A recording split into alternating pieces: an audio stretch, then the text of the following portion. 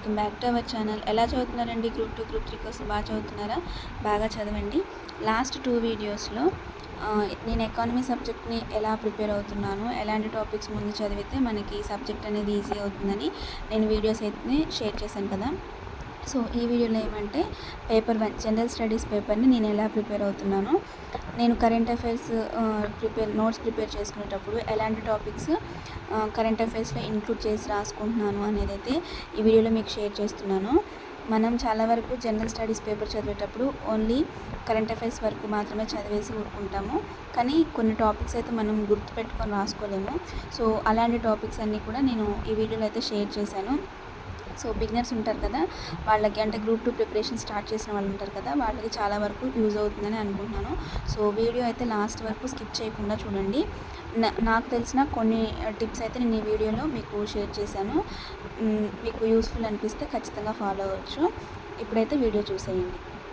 And ఈ వీడియోలో ఏమంటే పేపర్ 1 జనరల్ స్టడీస్ నేను ఎలా ప్రిపేర్ అవుతున్నాను, ఏ బుక్స్ ఫాలో అవుతున్నాను అనేది నేను ఈ వీడియోలో షేర్ చేస్తాను. మనకి ఎలాంటి టాపిక్స్ మనం ఎక్కువ కాన్సన్ట్రేషన్ చేసి చదవాలి, ఓన్లీ కరెంట్ అఫైర్స్ చదివితేనే మనకి జనరల్ స్టడీస్ సరిపోతుందా అనేది అయితే ఈ వీడియోలో షేర్ చేస్తాను. సో ఈ జనరల్ స్టడీస్లో మనం బేసిక్గా 4 పార్ట్స్ అనుకుంటే, ఒకటి GK current affairs, social sciences, science and technology and others. So మనకి సిఏ అంటే కరెంట్ అఫైర్స్ మనం ప్రతిరోజు ఫాలో అవుతున్నాం కాబట్టి జనరల్ స్టడీస్ అంతా ఫాలో అవుతున్నట్టే అనుకుంటారు చాలామంది. ఈ కరెంట్ అఫైర్స్లో కూడా ఒకటి స్టాటిక్, నేను ఆల్రెడీ ఎకానమీలో చెప్పాను కదా, స్టాటిక్ డైనమిక్. మనం ప్రతి సబ్జెక్ట్ చదివేటప్పుడు కూడా కొన్ని సబ్జెక్ట్స్కి స్టాటిక్ ఉంటుంది, డైనమిక్ ఉంటుంది. సో దాంట్లో కూడా జనరల్ స్టడీస్లో స్టాటిక్ ఉంటుంది, డైనమిక్ ఉంటుంది. మీకు తెలుసు స్టాటిక్ అంటే ఖచ్చితంగా స్టాక్ జీకే అంటే ఏమంటే మారదు, కొన్ని మారకుండా ఉంటాయి యూనివర్సల్స్. సో అలాంటివి మనం వాటిని చదవము, మనం రీసెంట్గా చదివే కరెంట్ అఫైర్స్ని చదువుతాం. సో అలా కాకుండా కరెంట్ అఫైర్స్ మీరు చదివేటప్పుడు ఫస్ట్ పాయింట్ మీరు గుర్తుంచుకోవాల్సింది స్టాక్ జీకే. దీని కాన్సెప్ట్ ఇది చదవాల్సింది. నెక్స్ట్ కరెంట్ అఫైర్స్ అంటే రీసెంట్గా ప్రజెంట్గా సొసైటీలో ఏం జరుగుతున్నాయో మనకు ప్రతిరోజు కరెంట్ అఫైర్స్ అవైలబుల్గా ఉంటుంది కాబట్టి దాన్ని చదవాల్సింది. థర్డ్ వన్ వచ్చేసి recent government welfare schemes. So వీటిని చదవాల్సింది. మనం సిఏ అంటే కరెంట్ అఫైర్స్ చదివేటప్పుడు ఈ 3 టాపిక్స్ మనం ఖచ్చితంగా గుర్తుపెట్టుకోవాల్సిన టాపిక్స్ అన్నమాట. ఒకటి stock GK, current affairs, recent government welfare schemes. So ఈ వీటిని మనం ఫస్ట్ కరెంట్ అఫైర్స్ చదివేటప్పుడు గుర్తుపెట్టుకోవాల్సిన topics. Okay, next social sciences అంటే మనకి ఇప్పుడు ప్రజెంట్గా అది ఎన్విరాన్మెంట్ గురించి కావచ్చు, డిజాస్టర్ మేనేజ్మెంట్, మిగతా ఉంటాయి కదా. సో సోషల్ సైన్సెస్లో మనకి ఏ అయితే టాపిక్స్ ఉంటాయో వాటన్నిటిని కాన్సన్ట్రేషన్ చేసి చదవాలి. నెక్స్ట్ సైన్స్ అండ్ టెక్నాలజీ అంటే recent science and technology innovations ఉంటాయి కదా, సో వాటి గురించి. అదర్స్ అంటే మిస్లీనియస్, మిగతా ఇంకేమన్నా ఉంటే వాటి గురించి. బేసిక్గా ఇలా మనం 4 పార్ట్స్గా చేసుకొని చదవాలి. అయితే ఆల్రెడీ కరెంట్ అఫైర్స్ ఎలా చదవాలి అనేది అయితే నేను చెప్పాను కదా. కరెంట్ అఫైర్స్ చదివేటప్పుడు మనం ప్రతిరోజు ఫాలో అయ్యే కరెంట్ అఫైర్సే కాకుండా ఇలా స్టాక్ జీకే గురించి, రీసెంట్ గవర్నమెంట్ వెల్ఫేర్ స్కీమ్స్ గురించి మీరు నోట్స్ ప్రిపేర్ చేసుకునేటప్పుడు రీసెంట్ ఇలా గవర్నమెంట్ వెల్ఫేర్ స్కీమ్స్ అది సెంట్రల్కి సంబంధించి కావచ్చు, స్టేట్కి సంబంధించి కావచ్చు. సో ఏమైనా ఉంటే వీటిని సపరేట్ నోట్స్లో అయితే మీరు రాసుకోండి, సో దట్ మీరు చదివేటప్పుడు ఈజీగా ఉంటుంది. నెక్స్ట్ ఎలాంటి టాపిక్స్ని మనం చదవాలి ఫస్ట్ అంటే మనం ఎక్కువగా కాన్సన్ట్రేషన్ చేసి చదవాల్సిన టాపిక్స్ ఏంటి? నీతి ఆయోగ్ రిపోర్ట్స్ గురించి అయితే ఖచ్చితంగా చదవాల్సిందే. మీకు కరెక్ట్ ఇన్ఫర్మేషన్ కావాలి అంటే గవర్నమెంట్ వెబ్సైట్ ఉంటుంది కదా, సో దాంట్లోకి వెళ్ళి సమ్మరీలో మీరు చదవండి నీతి ఆయోగ్ రిపోర్ట్ గురించి. గవర్నమెంట్ వెబ్సైట్ నేను చెప్పే అయినా సరే ప్రతిదానికి కూడా గవర్నమెంట్ వాళ్ళు పెట్టిన వెబ్సైట్ ఉంటుంది. సో దానిలోకి వెళ్ళి వీటిని మీరు ఫాలో అవ్వచ్చు. మనకి చాలా నెట్లో సెర్చ్ చేస్తే చాలా వస్తున్నాయి, కొన్నిట్లలో కరెక్ట్ ఇన్ఫర్మేషన్ ఉంటుంది, కొన్నిట్లలో కరెక్ట్ ఇన్ఫర్మేషన్ ఉండట్లేదు. సో మీరు వేరే దానికి ఛాన్స్ తీసుకోకుండా మీరు ఏది ఫాలో అవుతున్నా సరే గవర్నమెంట్ వెబ్సైట్స్ని ఒకసారి మీరు చూడండి. వాళ్ళు ఎప్పటికప్పుడు దానిలో అప్డేట్ చేస్తూ ఉంటారు కాబట్టి గవర్నమెంట్ వెబ్సైట్స్ని మీరు ఫాలో అవ్వండి. సో నీతి ఆయోగ్ రిపోర్ట్కి సంబంధించిన సమ్మరీ గవర్నమెంట్ వెబ్సైట్ ఉంటుంది కదా, సో దానిలో ఫాలో అవ్వండి. వీటిని అసలు మర్చిపోవద్దు. తెలంగాణ రిలేటెడ్ డేటా కూడా ఈ నీతి ఆయోగ్ రిపోర్ట్లో మీరు చూసినప్పుడు ప్రతి రాష్ట్రానికి, ప్రతి స్టేట్కి రిలేటెడ్ డేటా కూడా ఇస్తారు. సో వాటిని మీరు నోట్ చేసుకోవాలి. అండ్ మన తెలంగాణకి సంబంధించి వేట్లలో ఏమైనా ఎక్కువ ర్యాంక్స్ ఉన్నాయా లేదా అనేది కూడా మీరు నోట్ చేసుకోవాలి. Next union government schemes. Union government schemes అంటే సెంట్రల్ గవర్నమెంట్ పాతవే కాకుండా ఇప్పుడు కొత్తగా రీసెంట్గా కూడా కొన్ని లాంచ్ చేసింది. సో అలాంటివి కూడా ఏమన్నా ఉన్నాయేమో వాటిని కూడా మీరు నోట్ చేసుకోవాలి. వీటిని కూడా మీరు గవర్నమెంట్ వెబ్సైట్ని ఫాలో అవ్వండి. Next Telangana achievements. మన తెలంగాణ ఏమైనా అచీవ్ చేసిందా వాటి గురించి చదవాలి. ఓన్లీ ర్యాంకింగ్ మాత్రమే మన తెలంగాణ అచీవ్మెంట్కి వచ్చేసరికి వీటికి సంబంధించిన ర్యాంకులు మాత్రమే కాకుండా దీనికి ఉన్న డెప్త్ ఇన్ఫర్మేషన్ అంతా కూడా మీరు చదవాల్సిందే. ఓన్లీ ర్యాంకు తెలంగాణ దేంట్లోనన్నా ఫస్ట్ వచ్చిందనుకోండి, సో ఫస్ట్ ర్యాంక్ ఇచ్చారు, తెలంగాణ ఫస్ట్ ర్యాంక్ వరకు మాత్రమే మీరు చదవకుండా దాని వెనకాల కూడా కొంచెం మ్యాటర్ ఉంటుంది. సో ఆ మ్యాటర్ని కూడా మీరు చదవాలి. సో ఇలా తెలంగాణ అచీవ్మెంట్స్ మీరు చదివేటప్పుడు ఓన్లీ ర్యాంకింగే కాకుండా దానికి ఉన్న ఇన్ఫర్మేషన్ కూడా మీరు చదివితే మీకు యూజ్ అవుతుంది. దానికి సంబంధించిన కాన్సెప్ట్స్ కూడా చదవాలి. ఫోర్త్ వన్ వచ్చేసి ఇప్పుడు మనకి సమ్మిట్స్ జరుగుతున్నాయి కదా. సో G20 సమ్మిట్ ఎక్కడ జరిగింది, దాని మెయిన్ ఎయిమ్ ఏంటి, ఎంతమంది అంటే ఏ దేశాల నుంచి హాజరయ్యారు, అండ్ లాస్ట్ ఇయర్ ఎక్కడ జరిగింది, తర్వాత ఇయర్స్లో ఎక్కడ జరగబోతుంది, ఇలాంటి వాటి మీద మీరు కాన్సన్ట్రేషన్ చేసి చదవండి. నెక్స్ట్ వచ్చేసి GI ట్యాగ్స్, తర్వాత అవార్డ్స్. వీటిని ఎప్పటియో మీరు రాసుకోకుండా రీసెంట్ ఎప్పటికప్పుడు అప్డేట్ చేసుకుంటూ ఉండండి. ట్యాగ్స్కి సంబంధించి కానీ అవార్డ్స్కి సంబంధించి కానీ. ఓన్లీ మన నేషనల్ కంటే మన ఇండియాలో ఎవరెవరికి అవార్డ్స్ వచ్చినాయి అనే కాకుండా ఇంటర్నేషనల్గా కూడా, అంతర్జాతీయంగా కూడా ఎక్కడెక్కడ అవార్డ్స్ వచ్చినాయి అనేది కూడా మీరు నోట్స్ ప్రిపేర్ చేసుకునేటప్పుడు వీటిని కూడా కాన్సన్ట్రేషన్ చేయండి. Next tourist spots. మన తెలంగాణలో ఎక్కడెక్కడ టూరిస్ట్ స్పాట్స్ కొత్తగా లాంచ్ చేశారు, అండ్ నేషనల్గా ఎక్కడెక్కడ ఉన్నాయి, అండ్ ఇంటర్నేషనల్గా ఎక్కడెక్కడ ఉన్నాయి. సో ఇలాంటివి మీరు చదవాలి. అండ్ బేసిక్స్, వాటికి సంబంధించిన బేసిక్స్ బేసిక్స్ చదివిన తర్వాత ఫుల్ డీటెయిల్స్ చదవండి. ఇప్పుడు ఎక్కడైనా ఏదైనా ఒక స్టాచ్యూ మనకి ఆవిష్కరణ చేశారనుకోండి తెలంగాణలో, సో పలానా గ్రామంలో చేశారు అనేది ఒకటే చదవకుండా అసలు ఆ స్టాచ్యూకి ఎందుకు స్థాపించారు, ఎందుకు అక్కడ పెట్టారు, దానికి సంబంధించిన ఇన్ఫర్మేషన్ అంతా కూడా మీరు చదవాలి. టూరిస్ట్ స్పాట్స్కి ఇలాంటి వాటికి సంబంధించి. Next international relations. So international రిలేషన్స్కి వచ్చేసరికి మెంబర్ కంట్రీస్, బోర్డర్స్, స్టేట్స్ ఇవి చూసుకోవడం చాలా ఇంపార్టెంట్. ఇంటర్నేషనల్ రిలేషన్స్లో మీరు ఖచ్చితంగా ఫాలో అవ్వాల్సింది మెంబర్ కంట్రీస్, బోర్డర్స్, స్టేట్స్ ఇవి ఖచ్చితంగా మీరు చదవాలి. నెక్స్ట్ మనం కాన్సన్ట్రేషన్ చేయాల్సింది UN సిస్టమ్స్ గురించి. వీటి బాడీ ఎక్కడ, head quarter, voting, present chairman, leader position, ఏ కంట్రీ ముందుకు వచ్చింది అనేది మీరు UN సిస్టమ్ చదివేటప్పుడు వీటిని మీరు గుర్తుంచుకోవాల్సిన అంశాలు. Next USSR. వీటిలో ఏ కంట్రీస్ జాయిన్ అయ్యాయి, ఏ కంట్రీస్ బయటకు వచ్చాయి, జాయిన్ అయిన కంట్రీస్లో కానీ బయటకు వచ్చిన కంట్రీస్లో కానీ చుట్టూ ఏ సముద్రాలు ఉన్నాయి, వాటి బోర్డర్స్ ఏంటి, అక్కడున్న అగ్నిపర్వతాలు ఏంటి, ఇలాంటి వాటిని మీరు కాన్సన్ట్రేషన్ చేయాలి.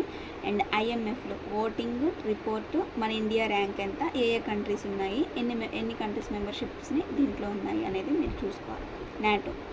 నాటో గురించి ఎప్పుడు పుట్టింది, ఎందుకు జాయిన్ అవ్వాలంటే ఎలాంటి కండిషన్స్ ఉన్నాయి, మెంబర్స్ ఎవరెవరు, రీసెంట్గా ఎవరు జాయిన్ అయ్యారు, వీటికి సంబంధించిన ఆర్టికల్స్ 3, 4, 5.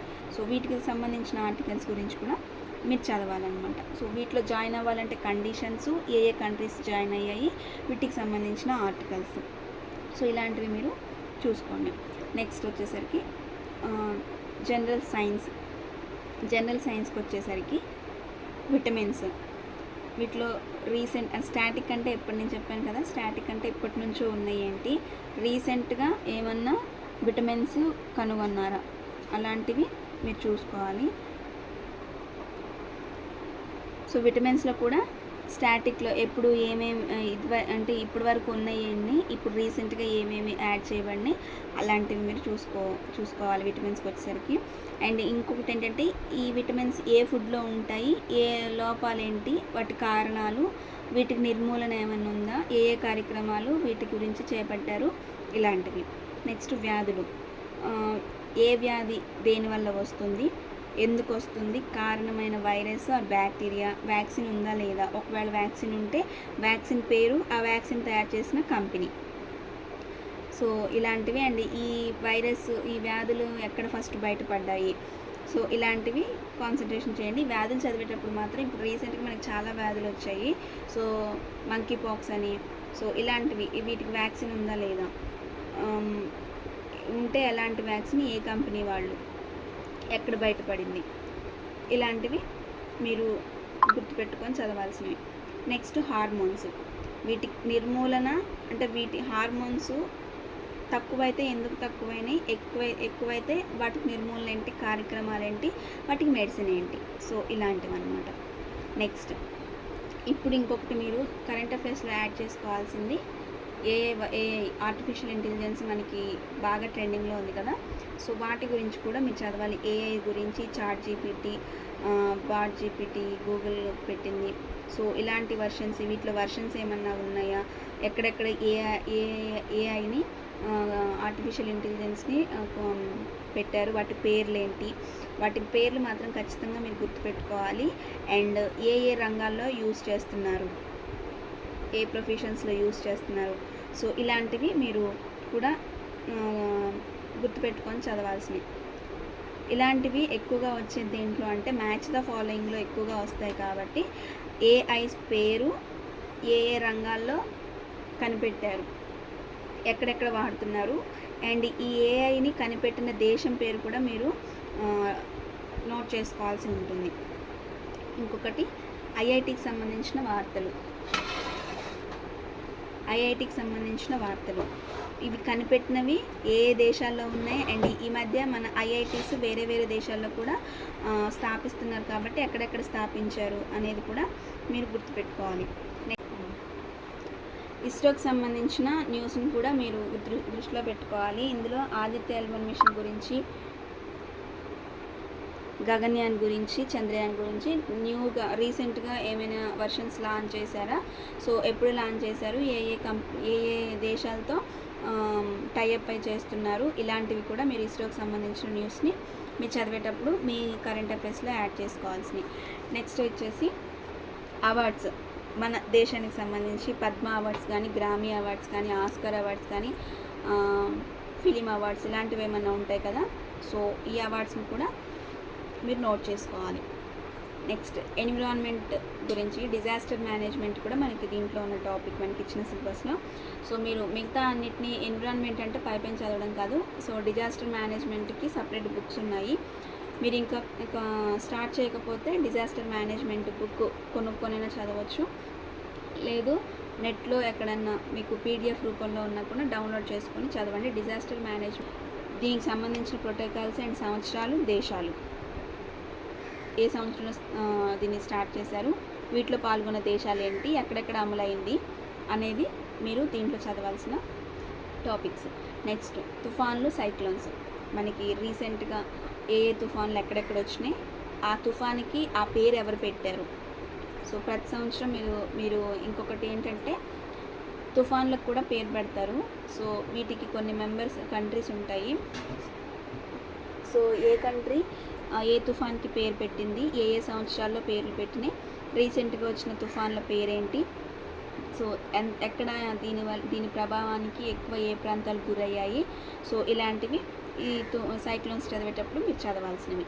నెక్స్ట్ తెలంగాణ స్కీమ్స్ గురించి పూర్తి డీటెయిల్స్ చదవండి. రీసెంట్ కొత్త గవర్నమెంట్ స్టార్ట్ అయిన తర్వాత ఏ స్కీమ్స్ లాంచ్ చేశారు, వీటి గురించిన పూర్తి డీటెయిల్స్, ఏ ఒక్క పాయింట్, ఏ లైన్ కూడా వదిలిపెట్టి చదవకండి. ఎందుకంటే మనకి ఎగ్జామినర్ ఇచ్చేటప్పుడు ఎక్కడ మనకి అర్థం కాకుండా క్వశ్చన్ ఇస్తున్నారు కాబట్టి మీరు స్కీమ్స్ చదివేటప్పుడు, తెలంగాణకు సంబంధించిన స్కీమ్స్ చదివేటప్పుడు పూర్తిగా డీటెయిల్స్ మీరైతే చదవాలి.